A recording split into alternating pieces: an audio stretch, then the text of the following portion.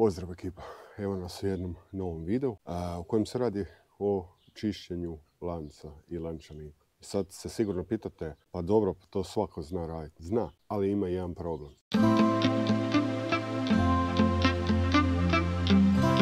A koji problem? Nazovimo to problem. Znači nije jednostavno skidanje quick shiftera. Danas ćemo da odradimo i taj dio. Krenimo sa oslobađanjem ovog dijela gdje je quick shifter, da možemo skinuti plastiku i očistiti prednji lančan. Pa ćemo to danas da odradimo. Znači gore imamo toraks, zvijezdu ili klasičan M8 natikač s kojim ćemo skinuti i otpustiti ovaj dio. Šaraf obavezno skinite do kraja, tako da vam bude lakše bilo skinuti cijelu polugu jer ona ima nekakav zazor. Znači šarafić. Ok. I da može polugica ići van. E tako. Sada moramo osloboditi ova dva šarafa tu. To ide Imbus M5.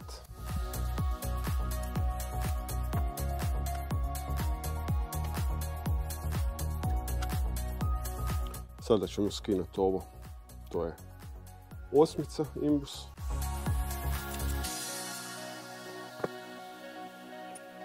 Ok, i sad smo se oslobodili taj dio da ne moramo ovdje ništa šarafiti. Vrlo je jednostavno, ovo ćemo privezati samo tu sa vezicom da nam ne smeta i da je poslije lakše za skinuti. Sada ovdje osmicom natikačem isto skidamo ovaj šaraf i ovaj šaraf da izađe ta plastika van. Obavezno pripaziti na ova crijeva koja idu s ove strane, budete vidjeli, i možemo doći do prednjeg lančanika.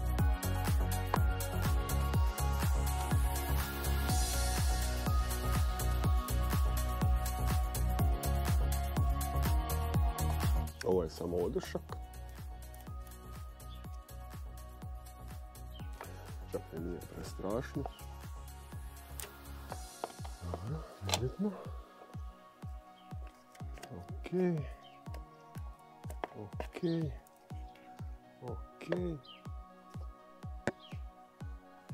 Ovo crijevo ćemo izvući van da nam ne smeta. I prebacit ćemo ga tu. To je crijevo od oduška. A ovo mislim da se veže,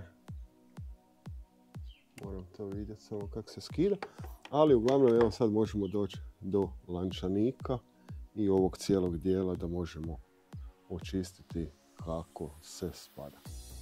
A pošto ovaj dio nije prejako zamazan da ga baš moram skidati, jer ovdje je nekakva žabica koju moram dobro očistiti da vidimo uopće kako se skida, jer to je u biti od ovoga bočne nogare. Struja koja ide, obavezno paziti na ovu struju. Čak mogu vam reći da nije prejako ni izmazano, s obzirom na sprej koji koristim nema puno smeća. I sad idemo na čišćenje ovog, čišćenje lanca i vraćanje postupka natrag. Za čišćenje ove grupe koristim običan šarociger da se poskida većina dijelova. A od prije već koristim, nije da ih reklamiram, ali ovo je izlako reklama, jer sam od svih čuda koje sam vidio i probao, ovaj mi je ispod daleko najbolji i ima ga jako puno, skoro 750 ml i stvarno dobro očisti lanac i ne oštećuje ovo ringove, šta je bitno. Pa sad krenimo i na ovo čišćenje. Prvo ćemo skinuti, ok, ovo se super skida. Skinemo ovu. Ne znam uopće kako bi se izrazio. Ali ok, nije prestrašno. Znam kad sam koristio neke druge sprejeve, toga je bilo, ljudi moji, čuda. A sve me sram sad reći koliko ovaj dio nisam čistio, jer nisam se usudio skidati quick shifter da nešto ne zeznam, ali u biti vrlo je jednostavno, tako da nema tu nekakve prevelike mudrolije. Kada skinemo na grubo, onda ću našpricat sa pastom da omekša ovaj drugi dio, da mogu preći sa pezlom. I s time je posao gotov. Prelazimo na lanac, a lanac, hvala Bogu, svi znate kako se čisti. Znači, meni nije problem niko slažene skinut na njezinom, jer ona nema quick shifter, znači samo se skine ova plastika i to je vrlo jednostavno. Znači, ajmo reći da ovo više pomaže nekome koji ima quick shifter, pa da se ne boji sam čista, ali nema smisla čekat ili zamoliti servis da ti uzmu novce, ako je normalno motor pod garancijom, da ti uzmu novce za nekakvo obično održavanje koje možeš ti kao vlasnik motora sam obaviti. Ok, ima kome se ne da. Pa ok, kome se ne da, neka plati. Ako voli čačkat sam, ovo je samo jedan od primjera da se 90% nekakvih stvari može odraditi samostalno. Tako da to nije nekakav problem. Uvijek mi je bilo čudno koji na stromu je propisano mijenjanje ovih svječica na nekih 12.000. Svaki 12, ja mislim da piše. Ne znam kako je kod drugih modela, ne znam, stila Kawasaki ili Honda ili nebitno. Ali ok, ajmo reći ovako, svječice i sve, ne znam, ovo drugo što ide uz to je potrošni materijal koji može da ti napravi nekakvo sranje nepotrebno radi njegove nezamjene. Nema veze što su one super i dalje. Ali eto, može se radi dugotrajnosti desiti da probije svječica i da te ostavi negdje na putu radi gluposti. Ja vjerujem da većina ljudi koji se drže nekakvih servisnih intervala i mijenja ono što je proizvođač, ne servis propisao. Servis ne propisuje ništa. Servis samo radi ono što proizvođač određenog uređaja, motocikla, da li pričamo o računalu ili o nečem trećem, nebitno. Propisao da se mijenja na određenom razdoblju. I ja vjerujem da ta osoba nema baš nekakvih problema sa nekakvim uređajem u njegovoj eksploataciji. Sad, možda je moje mišljenje krivo, možda se neko sa mnom neće složiti, ali evo, ja tvrdim i vjerujem da je to tako.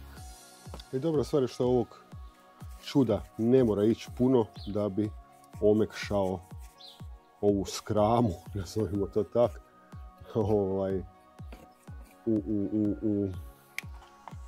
da odmasti. Ok, ovdje ima nešto malo debljine, ali to znam od čega je, to je do one prvotne masti. Da, dobro ste čuli, prvotne masti, ali ga nisam čistio od kad sam ga kupio.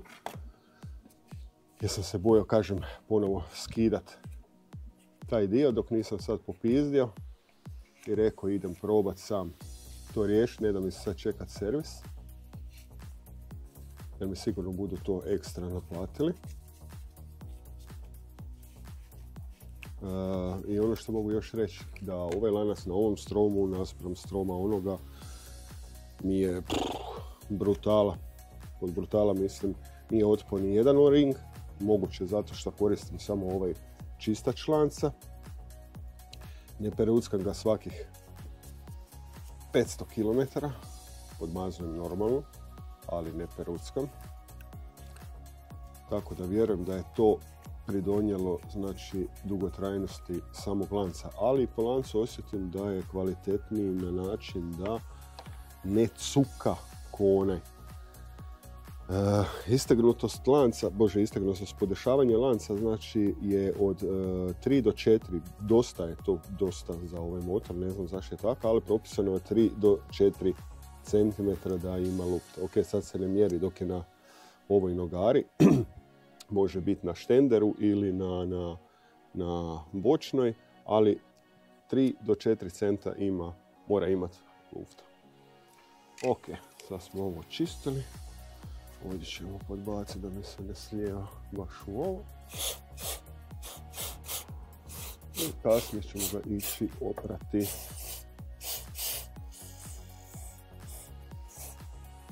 Ali vrlo zadovoljan s obzirom na nečišćenje ovog dijela. A kažem, ponavljam samo zato što sam se bojao skidat ga. Tako da je to to. Ok, ovaj dio gdje je razbacalo okolo je riješen i očišćen. Sad idem na ovaj tu dio, pa onda lagano lanac. Sad idem na lanac i na taj dio uvijek koristim ovu četku. To možete kupiti na Temu, AliExpressu za dosta jeftine novce. Znači prvo što ćemo napraviti, našpricam lanac kompletan i onda ga prođem sa krpom da skinem ove veća nekakva čuda, ako ima naravno. I obavezno uvijek vrtite kotač suprotno, nemojte vrtiti ovak da ne uhvati lančanik prste, ne bi baš bilo zgodnoga. Ok, kažem, samo sad na grubo ću proći ovako, onda idem sa četkom s donje strane. Nakon ovoga normalno ide slađani SV, ali na njemu vam nemam šta pokazivati, ali je postupak potpuno isti.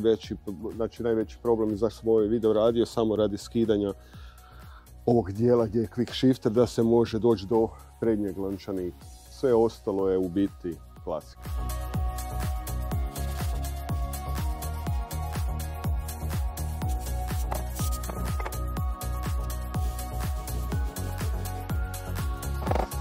Ok, sad smo napravili taj dio sa četkom. Sad ćemo ga isprati još s ovim jedanput. Čista krpa i rokamo. Znači ovo je još što je ostalo na lancu. Da se vidi koliko je još pokupilo čistoće, to je smazanoće. Zato uzmem bijelu krpu ili crnu kad sam zadnji put uzeo. Pa super je to čisto, onak ne.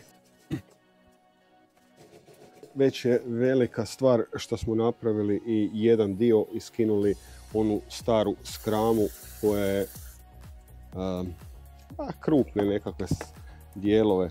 Ovako smo oslobodili sve što se tiče ako je bilo šta skoreno, onak baš tvrdo. Tako da će sad lanac biti skoro kao novo. Ako vam smeta, već ima komaraca, pa možete dirati strava. Znači ovaj dio je očišćen, svi ti dosjedi tu što je bilo razbacano, ta šipka, ovaj tu dio, ok. Lanac može i bolje, može, ne kažem da ne, ali mene zadovoljava za sad. Sad ćemo ići sklapati i idemo pratiti motor. Sada neću snimati baš cijeli postupak. Ok, ovdje vidite da ima samo ovako okret. Znači tu da ulazi to jedan kabel, drugi kabel, ovaj odušak, nemojte to zaboraviti vratiti. Ok, odušak ću vratiti poslije, prvo ovo. Ovaj tu štit je u biti od ove tu polugice. Ovdje ovaj kabel gore i ovaj odušak. Znači to je samo odušak. Koji ćemo ide s ove strane. Tako. I ovdje se gura kroz ovaj tu dio. I to je riješeno. Sada njihovi šarafići. Ajmo reći da nije nekakav problem. Ćemo dotegnuti poslije. Ok.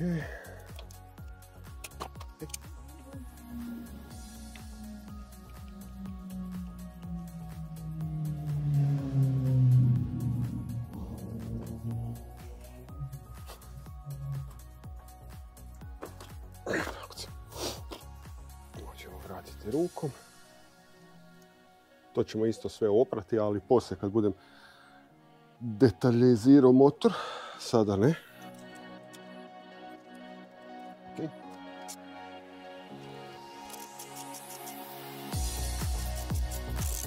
Ovo se steže na 2,5 kg.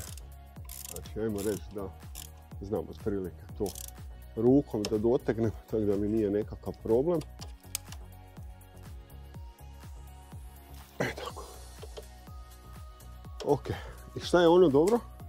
Znači, kad smo riješili, skinuli ovaj dio, dobro je to što nismo ništa podesili što se tiče ovoga quick shiftera. Znači, to je u biti pozitiva. Sve drugo je ok. Ok, znači odvratiti ovaj šarafić gore. Ok.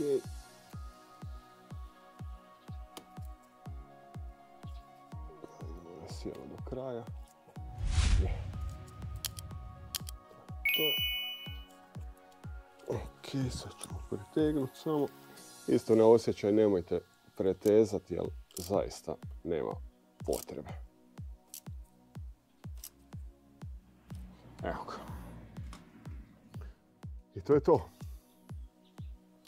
Znači, skine se da se može izvoditi ovo. Znači, ovo sam samo radio, pokazivao radi toga što nisam bio 100% siguran kako se, znači, čisti prednji leđanik, a da se nešto ne zezne sa quick shifterom. Znači, u biti realno nije uopće komplicirano. Ima par šarafa da se dođe do tog dijela i to je to. Nadam se da će vam ovaj video barem malo pomoći neko koji ima nekakav, možda nazovimo to strah od diranja ovog dijela gdje je elektronika, ali mislim da ne bi trebalo biti problema. Ako imate nekakvih pitanja, slobodno dolje u komentaru, prijedloga ili nešto, obavezno se javite.